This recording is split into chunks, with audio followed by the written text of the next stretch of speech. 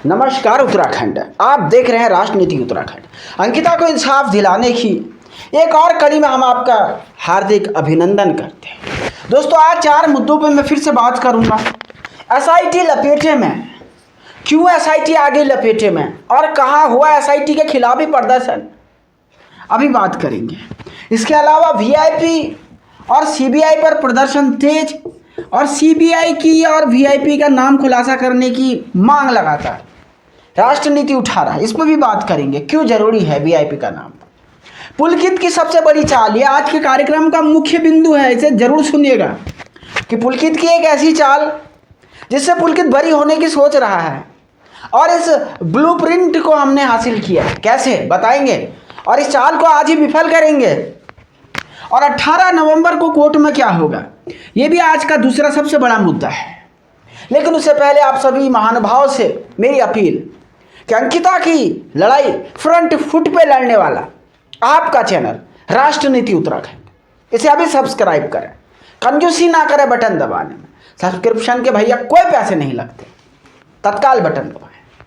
दोस्तों, पहले 2 खबरों पे मैं बात करता हूँ, फिर इन 2 आज जो हमारी रिसर्च रिपोर्ट है, इन दोनों को थोड़ी देर में चर्चा करूँगा। सबसे पहले एसआईटी लपेटे में। एसआईटी की जांच को लेकर के लगातार सवाल उठ रहे थे, क्योंकि एसआईटी ना वीआईपी का नाम बता पाई, ना रेप की पुष्टि करवा पाई। अब आप कहेंगे कि रेप हुआ ही नहीं तो कैसे पुष्टि कराएगी। हम तो बस इतना कह रहे हैं कि महिला डॉक्टर क्यों नहीं थी। तीसरी सबसे बड़ी बात कि अभी तक पोस्टमार्टम रिपोर्ट पब्लिक नहीं की गई। उन्हें पता है कि अगर पोस्टमार्टम रिपोर्ट मीडिया के हाथ लग गई, हम जैसे विधि के जानकारों के हाथ लग गई, तो मुसीबत खड़ी हो सकती है।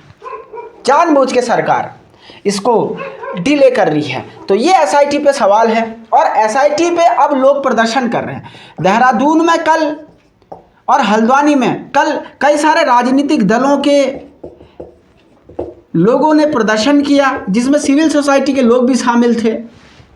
उन लोगों ने प्रदर्शन करते हुए लगातार एसआईटी को घेरे में लिया है। एक खबर ये है।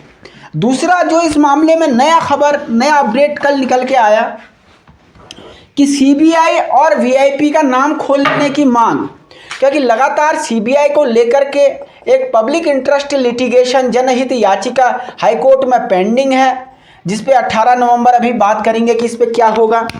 वहीं दूसरी तरफ वीआईपी के नाम को लेकर के, क्योंकि राज्य की जनता धामी सरकार से एक ही बात कह रही है कि धामी जी वीआईपी का नाम बता दीजिए। और मैं बड़ी यकीन से कह रहा हूँ कि इस समय ये एक बहुत अच्छा अवसर है। अगर धामी जी ने वीआईपी का नाम बता दिया और अंकिता को न्याय दिला दिया, भले सब पाप किए होंगे बीजेपी ने, लेकिन अंकिता को न्याय दिलाने के साथ ही सारे पाप धुल सकते हैं, मैं बता रहा हूँ आप लोगों को।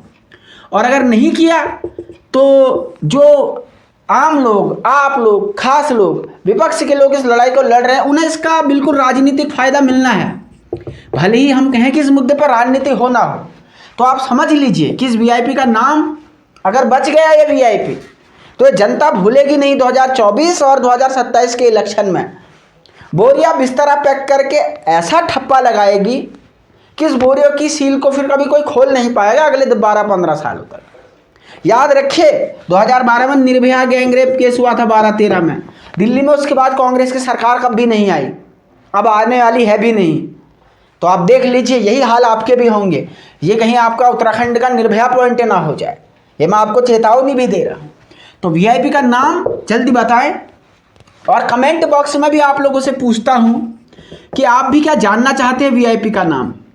तो आज आप लिखिए, बताइए, अपनी राय भी दीजिएगा, ठीक है। आप लोगों की राय का, आपके कमेंट का राष्ट्रनीति को बेसब्री से इंतजार रहता है। मैं सारे कमेंट पढ़ता हूँ, सबको जो है रिप्लाई भी देता हूँ।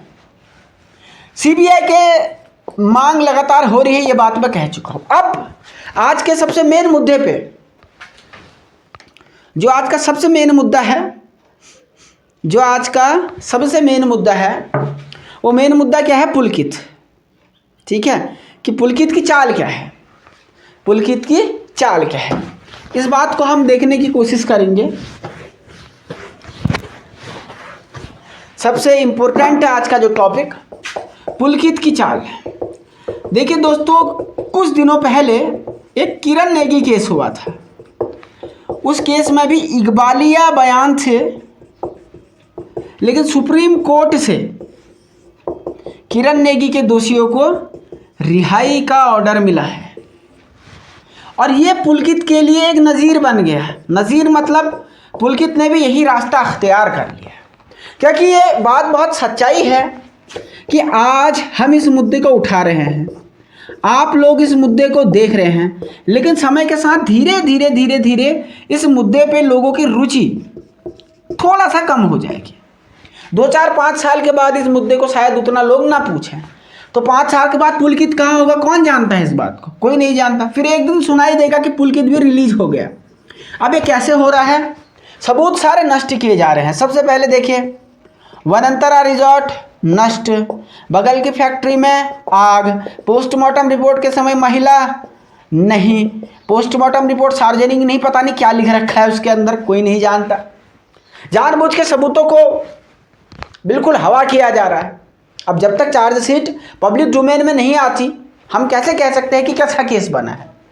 तो आज ढुलमुल वाला केस बना देंगे और हो सकता है लोअर कोर्ट से इसको सज़ा हो भी जाए, जैसे किरण नेगी केस में हुई। लेकिन बड़ी कोर्टों में किसी को फांसी की सज़ा देने के लिए, उम्र कैद की सज़ा देने के लिए बहुत पुख्ता सबूत चाहिए। कानून जो हमारे देश का है वो अपराधियों के ज़्यादा पक्ष में है। कहते हैं कि भैया 100 गुनहगार छूट जाए, लेकिन एक बेगुनाह को सज़ा नहीं होनी चाहिए। इस सेंटेंस में ही राज छिपा हुआ है, और पुलकित को इसी सेंटेंस में अपना भविष्य दिख रहा है। आज नहीं 10 साल बाद से ही पुलकित इस जेल की कालकोठरी से इसी सहारे बाहर आने की कोशिश कर रहा है, क्योंकि सबूत नष्ट हो रहे हैं। और जो सबूत नष्ट हो रहे हैं ये पुलकित के हित में है, क्योंकि सबूत नष्ट तो किए जा सकते हैं, लेकिन दोबारा इन सबूतों को क्या मैन्युफैक्चर किया जा सकेगा? कभी नहीं, कदापि नहीं।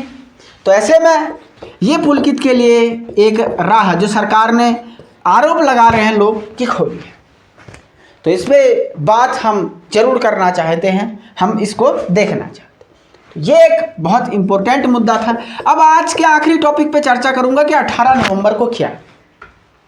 दोस्तों, हाईकोर्ट की 3 सिटिंग हो चुकी है, 3 नवंबर, 11 नवंबर और 18 नवंबर।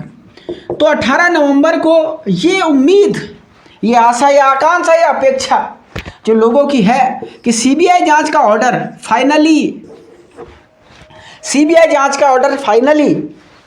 हो जाएगा, ये सब लोगों को उम्मीद है, क्योंकि हाईकोर्ट एसआईटी के जवाबों से संतोषजनक नहीं दिखेगा। अब ये सीबीआई पे क्या होगा, ये मैंने आपको वादा भी किया था। मैं थोड़ा सा इस मुद्दे पे और रिसर्च कर रहा हूँ कि सीबीआई आने के बाद इस मुद्दे पे क्या असर पड़ सकता है।